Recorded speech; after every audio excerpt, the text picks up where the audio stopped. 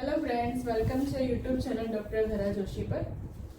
આજનો વિડીયો તમે એન્ડ સુધી જોશો તો તમારો એક માર્ક તો પાક્કો જ. આ જે વિડીયો છે એ TET 1, TET 2, TAT HS, secondary, GSET, NET ઘણી બધી કોમ્પિટિટિવ એક્ઝામમાં આના માટે એક ક્વેશ્ચન તો હોય જ છે. નામ સરખા જેવા લાગતા હશે પણ એમાં ઘણો બધો ફેરફાર હોય છે.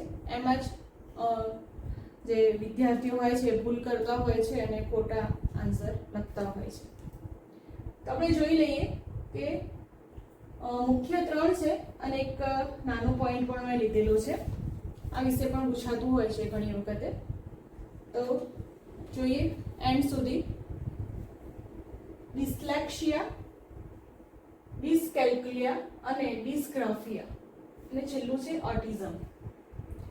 આ એક વિશિષ્ટ બાળકો ધરાવતા જે વિશિષ્ટ બાળકો હોય છે એમને આ એક બીમારી હોય છે. તો કેવી બીમારીમાં કેવા લક્ષણો હોય છે એ આપણે જોઈ લઈએ. હવે આ જે બધી જે છે એના લક્ષણો છે આમાંથી કોઈ પણ ક્વેશ્ચન પૂછાઈ શકે છે. એ જાતે તમને ખબર હોય કે આ કોના વિશે વાત કરી રહ્યા છે તો તમે જલ્દી એનો આન્સર આપી શકો છો. ડિસ્લેક્સિયા તો શબ્દ સંબંધિત કોઈ પણ વિસંગતતા છે. અહીંયા ઇંગ્લિશમાં અમે એટલા માટે લખ્યું છે કે જ્યારે કોઈ પણ પ્રશ્ન પૂછાય છે, ટેટ 1 હોય, ટેટ 2 હોય, ટાટ એચએસ કેસ, એમાં ઇંગ્લિશમાં લખ્યું હોય છે. ખાસ કરીને ઇંગ્લિશમાં જ લખ્યું હોય છે, બાજુમાં ગુજરાતી વર્ડ હોય છે પણ મેઇન ઇંગ્લિશમાં હોય. તમે ઇંગ્લિશમાં યાદ રાખશો તો જલ્દી યાદ રહેશે. શબ્દ સંબંધિત કોઈ પણ વિસંગતતા. આપણે આમાં તફાવત પણ પાડીશું, તમે યાદ રાખી શકો કે કઈ બીમારીમાં કેવા લક્ષણો હોય છે. વાંચન સંબંધિત સમસ્યા ધરાવતું બાળક શબ્દને ખોટી રીતે વાંચે છે, વાંચવામાં ધીમા હોય છે, વાંચન દરમિયાન હોઠ અને આંખનું હલનચલન અસાધારણ જોવા મળે છે, વાંચીને અર્થઘટન કરવામાં વધુ સમય લે છે. વાંચે છે ખરા પણ એનું અર્થઘટન કરતા એ જલ્દી અર્થઘટન કરી શકતા નથી, સમય વધારે માંગે છે. ઊંધું વાંચે છે એટલે કે જમણેથી ડાબે તરફ વાંચે છે. દિશા ઓળખ, જમણા ડાબાની ઓળખ કરવામાં મુશ્કેલી અનુભવે છે. સામાન્ય બુદ્ધિઆંક કે વિશિષ્ટ બુદ્ધિઆંક ધરાવતા હોવા છતાં નબળું વાંચન કરતા જોવા મળે છે. આવા જે વિદ્યાર્થીઓ હોય છે એનો બુદ્ધિઆંક તો સામાન્ય અથવા વિશિષ્ટ પણ હોઈ શકે છે, છતાં એ લોકો વાંચન સંબંધિત ઘણી બધી સમસ્યાઓ, મુશ્કેલીઓ એ અનુભવતા હોય છે. તો ડિસ્લેક્સિયામાં શબ્દ સંબંધિત, વાંચન સંબંધિત જે પણ મુશ્કેલી અથવા વિસંગતતા અનુભવતા હોય છે એવા બાળકોને ડિસ્લેક્સિયા બીમારી જોવા મળતી હોય છે. તમને બધાને ખબર છે કે તારે જમી પર જે ફિલ્મ છે એમાં ઈશાન કરીને એક બાળક દેખાડવામાં આવ્યું છે. એને પણ ડિસ્લેક્સિયા નામની બીમારી હતી. એ આખા પિક્ચરમાં એ બીમારી હોવા છતાં એ સારી રીતે ચિત્રમાં આગળ હોવાથી એ સારી રીતે ચિત્ર દોરીને આગળ નંબર લાવે છે અને પોતાનો આત્મવિશ્વાસ વધારીને આગળ સારી રીતે ભણવામાં જઈ શકે છે. એના પછી છે ડિસ્કેલ્ક્યુલિયા. તો ક્રમિકતામાં ભૂલો કરે છે, ગણનમાં વિસંગતતા જોવા મળે છે. આ બીમારીમાં જે ગણનમાં વિસંગતતા હોય છે, જે ગાણિતિક બાબતો છે એમાં મુશ્કેલી અનુભવે છે. સંખ્યા લખવામાં આંકડાનો ક્રમ બદલાઈ જાય, લખેલી સંખ્યા વાંચવામાં ભૂલો કરે, એકને બદલે બીજો આંકડો લખાઈ જાય, નાની મોટી ગાણિતિક સંકલ્પના સ્પષ્ટ થતી નથી, ગાણિતિક તર્ક કરવામાં નબળા પડે છે, ગાણિતિક પ્રક્રિયાઓમાં ભૂલો કરે છે, ઝડપ, અંતર અને સમયનો ખ્યાલ હોતો નથી, ગાણિતિક વ્યવહારિક પ્રશ્નો કે જે કોયડા ઉકેલવાળા પ્રશ્નો હોય છે એ ઉકેલવામાં અસમર્થતા અનુભવે છે. તો તમે આ બીમારીમાં જોયું તો ગણિતની વાત છે, ગાણિતિક તર્ક, ગણન, આંકડાઓ, ગાણિતિક પ્રક્રિયાઓ, ઝડપ, અંતર, સમય, તો આ બધી જ્યારે વાત કરવામાં આવે તો એ બીમારી હશે ડિસ્કેલ્ક્યુલિયા. બરોબર. તો આ બધી છે ગાણિતિક સંબંધિત બધી જેટલી વિસંગતતા, જેટલી મુશ્કેલીઓ અનુભવે છે એ બાળકને આ બીમારી હોઈ શકે છે. એના પછી છે ડિસ્ગ્રાફિયા. તો આમાં લેખનમાં વિસંગતતા, લેખન સંબંધિત મુશ્કેલીઓ, પેન પકડવાની રીત નબળી કે અયોગ્ય હોય. ઘણા બાળકો તમે જોયા જો પેન પકડવાની જે રીત છે એ પણ અયોગ્ય હોય છે. એના લીધે જે અક્ષરો કાઢે છે એ પણ અયોગ્ય હોય છે અને અવ્યવસ્થિત જોવા મળે છે. અને હસ્તાક્ષરો ખરાબ હોય છે, હેન્ડરાઇટિંગ ખરાબ જોવા મળે છે.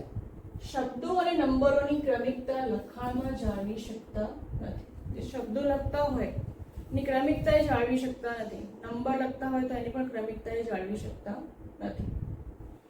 અક્ષરો આઉટ ઓફ ઓર્ડર લખે છે. ઘણી બધી અક્ષર મોટો લખ્યો હોય, બાજુમાં નાનો લખ્યો હોય, માં જે ક્રમિકતા હોય, જેની સાઈઝ હોય એ પણ અયોગ્ય જોવા મળતી હોય છે. અતિ મંદ ગતિએ લખે છે, ખૂબ જ ધીમા હોય છે. ક્લાસમાં શિક્ષક લખાવતા હોય તો ઘણા બાળકો તમે જોયા છે કે ઝડપી લખી શકતા નથી.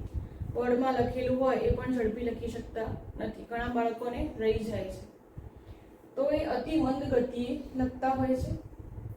જોઈ જોઈને લખવાનું માં પણ એને બહુ વાર લાગે છે. ઘણી વખત એ લેસન કરતા હોય ને જોઈ જોઈને કોઈ શબ્દો લખવાના હોય કાં તો કોઈ ફકરો લખવાનો હોય એમાં પણ એમને વાર લાગતી હોય છે. લેખનમાં જોડણી, વિરામ ચિહ્નો લખવામાં મુશ્કેલી અનુભવે છે. અધૂરા શબ્દો કે અક્ષરો લખે છે. શબ્દો અધૂરા હોય, અક્ષરો પણ અધૂરા હોય. અક્ષરો જ લખવાનું રહી જાય છે. ઘણી બધે અક્ષર હોય એમાં પણ વચ્ચેનો કોઈ શબ્દ હોય, લેખન છે તો એમાં ખ રહી જાય, પાછળનું ન રહી જાય, એ પણ અધૂરા રહી જતા હોય છે. વિચારોનું સંકલન નબળું હોય છે. જે વિચારો કરતા હોય કે લેખન પ્રક્રિયામાં વિચારો પણ જરૂરી છે કે તમે વિચારશો તો તમે લખી શકશો. તો વિચારોનું સંકલન પણ નબળું જોવા મળે છે. અભ્યાસમાં અરુચિ જોવા મળે છે. તો આપણે આ 3 જોયા: ડિસ્લેક્સિયા, ડિસ્કેલ્ક્યુલિયા અને ડિસ્ગ્રાફિયા. તો ફરીથી એક રિવિઝન કરાવી દઉં તમને.